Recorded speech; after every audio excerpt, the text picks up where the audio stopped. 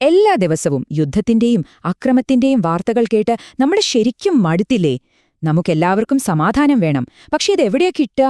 ഈ തോക്കുകൾക്കും രാജ്യങ്ങളുടെ അതിർത്തികൾക്കുമൊക്കെ അപ്പുറം ശരിക്കും സമാധാനത്തിന്റെ വേരുകൾ എവിടെയാണ്? വാ, നമുക്ക് ഒരുമിച്ചതൊന്ന് അന്വേഷിച്ചു നോക്കാം. അപ്പോ എപ്പോഴും മനസ്സിൽ വരുന്നൊരു ചോദ്യമുണ്ടല്ലേ, മനുഷ്യൻ എപ്പോഴും ഇങ്ങനെയാണോ? എപ്പോഴും പോരടിച്ച് ജീവിക്കാൻ വിധിക്കപ്പെട്ടവരാണോ നമ്മൾ?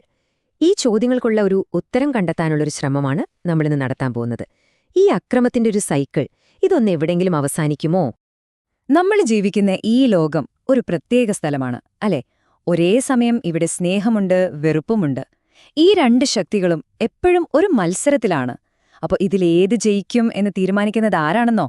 അത് നമ്മളാണ്, നമ്മൾ ഓരോരുത്തരുമാണ്. ഇതൊരു സീസോ പോലെയാണെന്നാണ് പറയുന്നത്. കണ്ടിട്ടില്ലേ പാർക്കിലൊക്കെ കാണുന്ന സീസോ? ഒരു വശത്ത് സ്നേഹം, മറുവശത്ത് വെറുപ്പ്. ലോകം എപ്പോഴും ഇതിനിടയിൽ ഇങ്ങനെ ആടിക്കൊണ്ടിരിക്കുകയാണ്.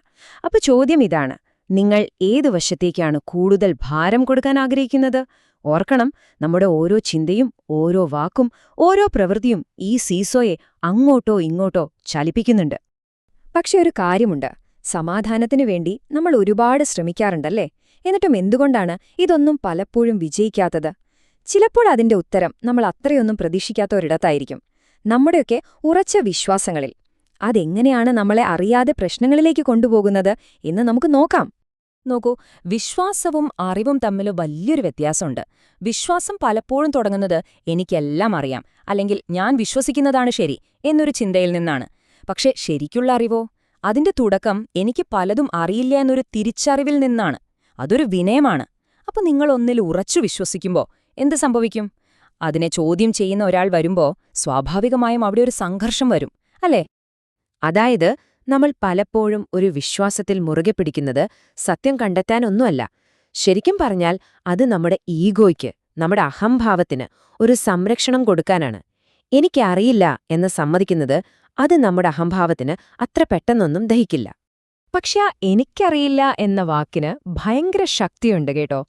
ആത്മാർത്ഥമായിട്ട് എനിക്കറിയില്ല എന്ന് പറയാൻ കഴിയുന്ന ആ ഒരു നിമിഷം പിന്നെന്തിനാ നമ്മൾ പോരടിക്കുന്നത്? തർക്കിക്കാനുള്ള എല്ലാ കാരണങ്ങളും അവിടെ ഇല്ലാതാവുകയാണ്. ആ നിമിഷം മുതൽ നമ്മൾ കൂടുതൽ തുറന്ന മനസ്സുള്ള, വിനയമുള്ളൊരാളായി മാറും. അപ്പോ ഈ സംഘർഷണങ്ങളൊക്കെ ശരിക്കും എവിടെ നിന്നാണ് തുടങ്ങുന്നത്? നമ്മൾ പുറത്തു കാണുന്ന ഈ ലോകമുണ്ടല്ലോ, അത് സത്യത്തിൽ നമ്മുടെയൊക്കെ ഉള്ളിന്റെ ഒരു കണ്ണാടി മാത്രമാണ്. അതെ, നമ്മൾ പുറത്തു കാണുന്ന ഓരോ യുദ്ധവും ഓരോ വഴക്കും എവിടെയാണ് ആദ്യം തുടങ്ങുന്നത്? മനുഷ്യന്റെ മനസ്സില്. നമ്മുടെയൊക്കെ മനസ്സിന്റെ ഒരു വലിയ സ്ക്രീനിലെ പ്രൊജക്ഷനാണ് നമ്മൾ ഈ ലോകം എന്നു പറഞ്ഞു കാണുന്നത്. ഇനി അക്രമം എന്ന് കേൾക്കുമ്പോൾ നമ്മുടെയൊക്കെ മനസ്സിലേക്ക് ഓടിവരുന്നതെന്താ? യുദ്ധം, ബോംബ്, കൊലപാതകം, ഇതൊക്കെയാണ്, അല്ലേ? പക്ഷെ അക്രമത്തിന് അതിലും ചെറിയ, നമുക്ക് അത്ര പെട്ടെന്ന് തിരിച്ചറിയാൻ പറ്റാത്ത രൂപങ്ങളുണ്ട്. നമുക്ക് ദേഷ്യം വരുന്നത്, അല്ലെങ്കിൽ ഒരു അസ്വസ്ഥത തോന്നുന്നത്, ഒരിടത്തും അടങ്ങിയിരിക്കാൻ പറ്റാത്തൊരവസ്ഥ, ഇതെല്ലാം അക്രമത്തിന്റെ ഭാഗം തന്നെയാണ്. ഇതൊക്കെയാണ് ഓരോരുത്തരുടെയും ഉള്ളിൽ കിടക്കുന്ന അക്രമത്തിന്റെ തീപ്പൊരികൾ. നമുക്ക് ചിലപ്പോൾ തോന്നാറില്ലേ, അടുത്തിരിക്കുന്ന ആളെപ്പോലും സഹിക്കാൻ പറ്റുന്നില്ലെന്ന്?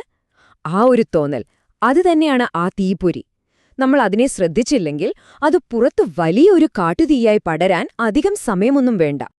നിങ്ങളൊന്ന് ചുറ്റും നോക്കിയേ. നമ്മുടെ സിനിമകൾ, വീഡിയോ ഗെയിമുകൾ, എന്തിന് നമ്മുടെ സംഗീതം പോലും അക്രമം കൊണ്ട് നിറയുവാണ്. കുട്ടികളുടെ കളിപ്പാട്ടക്കടയിലൊന്ന് കേറി നോക്കൂ, അവിടെ പകുതിയും തോക്കുകളും മറ്റ് ആയുധങ്ങളുമാവും.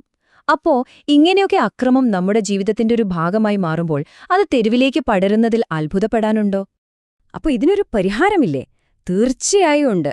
പക്ഷെ ആ പരിഹാരം തേടി നമ്മൾ പുറത്തേക്കല്ല പോകേണ്ടത്, നേരെ ഉള്ളിലേക്കാണ്. അവിടെ നമ്മുടെ എല്ലാവരുടെയും ഉള്ളില് എപ്പോഴും ശാന്തമായ ഒരു സമുദ്രമുണ്ട്. അതെങ്ങനെ കണ്ടെത്താമെന്നാണ് നമ്മളിനി നോക്കാൻ പോകുന്നത്. കാര്യങ്ങൾ വ്യക്തമായി കാണണമെങ്കിൽ ആദ്യം നമ്മൾ വെച്ചിരിക്കുന്ന കണ്ണടകൾ ഊരിവെക്കണം. അതെ, നമ്മളെല്ലാവരും ഓരോ തരം കണ്ണട വെച്ചിട്ടുണ്ട്. ചിലർ മതത്തിന്റെ, ചിലർ രാജ്യത്തിന്റെ, ചിലർ രാഷ്ട്രീയത്തിന്റെ. ഈ കണ്ണടയിലൂടെ നോക്കുമ്പോൾ നമ്മുടെ കാഴ്ച ശരിക്കും ചുരുങ്ങിപ്പോകും. നമ്മൾ പിന്നെ സത്യത്തെയല്ല കാണുന്നത്, നമ്മുടെ മുൻവിധികളോട് പ്രതികരിക്കുക മാത്രമാണ് ചെയ്യുന്നത്. ഇതിനൊരു വഴിയാണ് ധ്യാനം. നിങ്ങൾ ധ്യാനിക്കുമ്പോൾ നിങ്ങളൊരു ഇന്ത്യക്കാരനോ ഒരു പ്രത്യേക മതത്തിൽപ്പെട്ട ആളോ ആണോ പെണ്ണോ ഒന്നുമല്ല. നിങ്ങൾ വെറുതെ ഉണ്ട് എന്നൊരു ബോധം മാത്രം. ആ ഒരവസ്ഥയിൽ നമുക്ക് നമ്മുടെ ഉള്ളിലെ ആ ശാന്തതയിലേക്ക് എത്താൻ കഴിയും. മനുഷ്യന്റെ മനസ്സ് ഒരു സമുദ്രം പോലെയാണെന്ന് പറയാറുണ്ട്. അതിന്റെ മുകളില് എപ്പോഴും തിരമാലകളും ബഹളങ്ങളും ഒക്കെയായിരിക്കും. നമ്മുടെ ചിന്തകൾ, വികാരങ്ങൾ, അതൊക്കെയാണ് ഈ തിരമാലകൾ. പക്ഷേ എത്ര വലിയ കൊടുങ്കാറ്റടിച്ചാലും സമുദ്രത്തിന്റെ അടിത്തട്ട് എപ്പോഴും ശാന്തമായിരിക്കും, അല്ലേ? അതുപോലെ തന്നെയാണ് നമ്മുടെ മനസ്സും. നമ്മുടെ ഉള്ളിന്റെ ഉള്ളില് എപ്പോഴും ആഴത്തിലുള്ള ഒരു ശാന്തതയുണ്ട്. അപ്പോ സമാധാനം നമ്മൾ പുറത്തുനിന്നുണ്ടാക്കിയെടുക്കേണ്ട ഒന്നല്ല, അത് ഓൾറെഡി നമ്മുടെ ഉള്ളിലുണ്ട്. ആ ശാന്തതയിലേക്ക് എങ്ങനെ ഇറങ്ങിച്ചെല്ലാമെന്ന് പഠിച്ചാൽ മാത്രം മതി.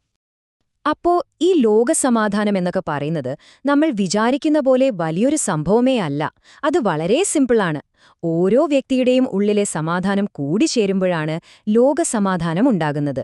അതാണിതിലെ ഏറ്റവും പ്രധാനപ്പെട്ട പോയിന്റ്. യോഗ പോലുള്ള കാര്യങ്ങൾ വെറുമൊരു എക്സസൈസ് മാത്രമല്ല, നമ്മൾ ഓരോരുത്തരും ഒരു വലിയ എനർജി സോഴ്സാണ്.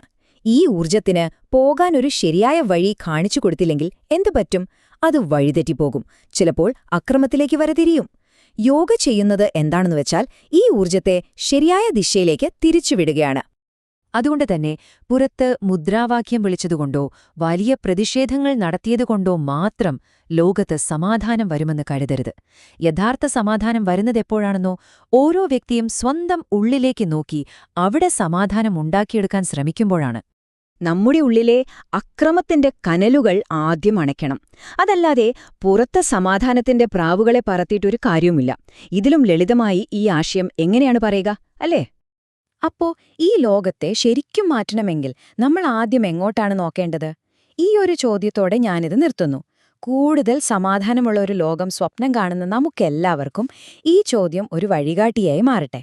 നന്ദി.